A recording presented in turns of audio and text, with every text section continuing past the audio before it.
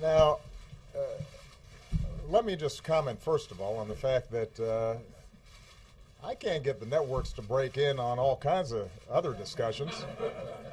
I was just back there listening to Chuck. He was saying it's amazing that he's not going to be talking about national security. I would not have the networks breaking in if I was talking about that, Chuck, and you know it. Wrong channel.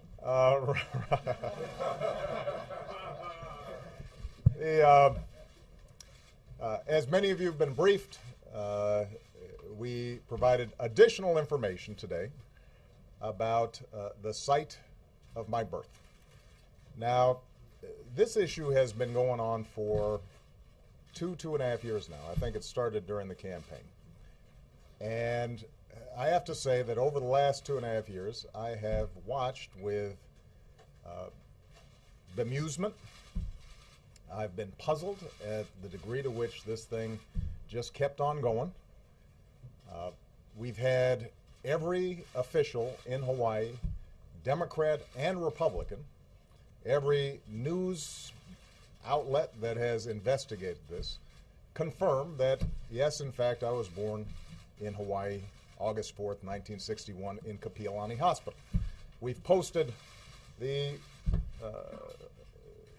certification that is given by the state of Hawaii on the internet for everybody to see. People have provided affidavits that they, in fact, have seen this birth certificate, and yet this thing just keeps on going.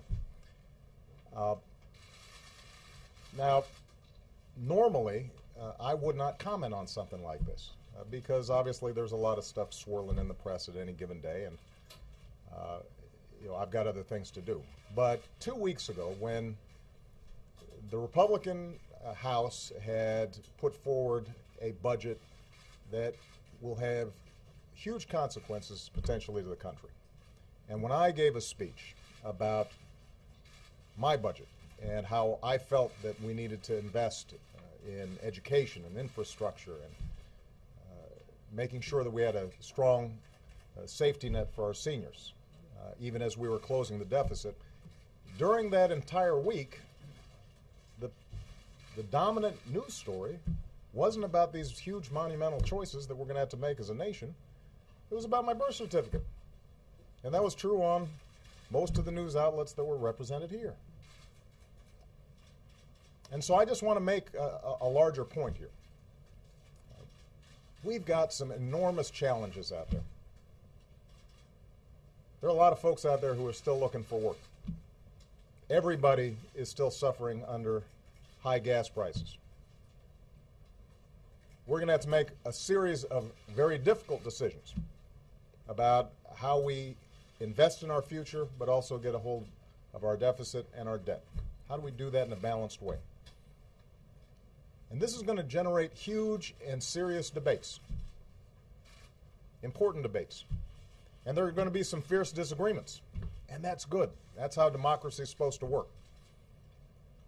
And I'm confident that the American people and America's political leaders can come together in a bipartisan way and solve these problems. We always have. But we're not going to be able to do it if we are distracted.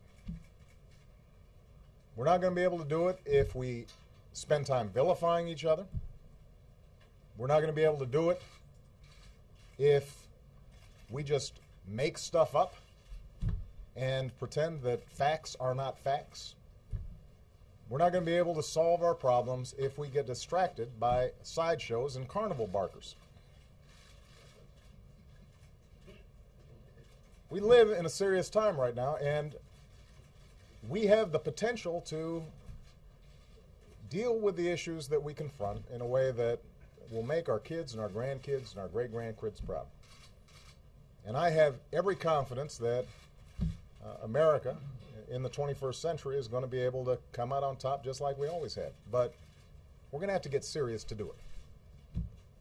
Now, I know that there's going to be a segment of people for which, no matter what we put out, this issue will not be put to rest. But I'm speaking to the vast majority of the American people, as well as to the press. We do not have time for this kind of silliness. We got better stuff to do. I've got better stuff to do. We got big problems to solve, and I'm confident we can solve them, but we're going to have to focus on them, not on this. Thanks very much, everybody.